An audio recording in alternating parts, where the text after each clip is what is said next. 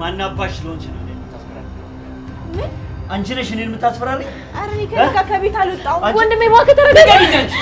ትጋት ማናባሽ ስለሆንሽ ነው አንቺ በልጄ እኔን የምታስፈራሪ?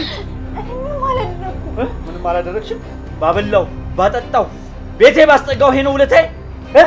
ቤቴ ባሳደርኩ ነው አንቺን ልጄን ለመግደል የምታስፈራሪ?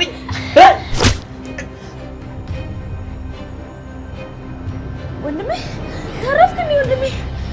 ወንድሜ ወይኔ ወንድሜ ተረፍክ ወንድሜ።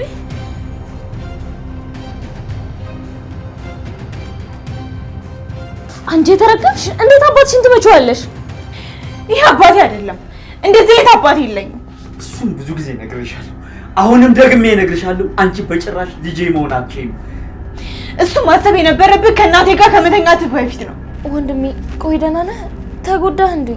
እኔ ታደለ በምድር ላይ ብቻዋን ብትቀር እንኳን ያንቺን እናት በእንጨት አለ። ታዲያ ለምንድን ነው ብዙ ሴቶች በሙሉበት እሷን ለማግባት ሽማግሌ ላከው? አንቺ ቆይ ለምን ዝም አትይም? አንቺ ራስሽ ዝም በይ። እናቴን ለምን እንዳገኘካት እኔ አስታውሳለሁ። አባቷ ታመጣለች። ለምን አባቷን ጨምረሽ አጠሪ? ለአንተ ነው ያንሽኑ እናቴ የምትመጣው? ቆይ ለምንድን ነው የማትሄጂው? እዚህ ምንድን ነው የምትሰሪው? ለምንድን ነው ከህይወታችን የማትወጪልን? አንቺ እርጉም ዝም በይ። እስካሁንም ድረስ የታገዝኩሽ ችግርሽ እኔ ነኝ ብዬ ነው። በአንድ ልጄ ከመጣሽ ግን አልታገዝሽም።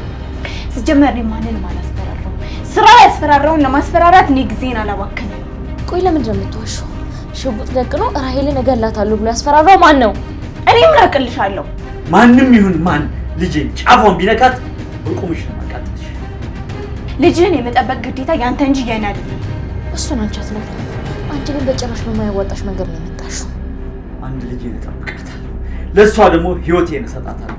ልጄ ማለት ለኔ ህይወቴ ነች። ይሄ ሁሉ ፉከራ አንድ ልጄ ተነካች ብለህ ነው? እሷን የነካሽ ቀን አንቺንም እናትሽንም ጨምሮ በቁማችሁ ማቃጠላችሁ። መጀመሪያ ራስህን ከሞት አድን። ይቺ ከተማ አንተ ከነ ቤተሰቦች የሚያቃጥሉ ደመኞችን እንደያዘች አትርሳ። ምን ልታደርጊ ነው? ለእነሱ ቤታችን ነግረሽ ስታስገድኝ ሰማሻት? በእሷ ቤት እያስፈራራችኝ ነው ማለት ነው።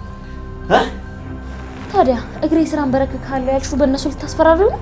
እኔ በጭራሽ እንዲሞት አልፈልግም። ግን መስመርህን ካለፍክ የእናቴን ቤት ከማቃጠለ በፊት የአንተን ቤት የሚያቃጥሉ ደመኞች እንደማመጣልህ እንዳትረሳ። በጣም ጥሩ። ከደመኞቼ ጋር ተባብረሽ ልታስገድኝ እየሰራሽ መሆኑን ማወቄ ራሱ አንድ ነገር ነው። አመሰግናለሁ። እኔ ጠላትህ አይደለሁም። አንተ ግን ጠላትን ለማድረግ በጣም የቸኮልክ።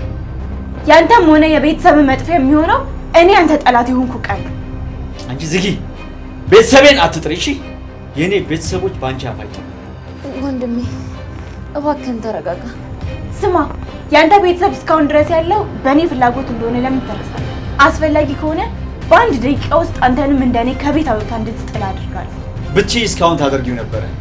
የኔ ቤተሰብ ደግሞ አንቺ በምታዘሻት ትንሽዬ ማዕበል የሚፈርስ ከመሰልሽ በጣም ተሳስተሻል። ወንድሜ በቃ እንሂድ። እጅ ላይ ሰበብ ልትሆንብህ ነው።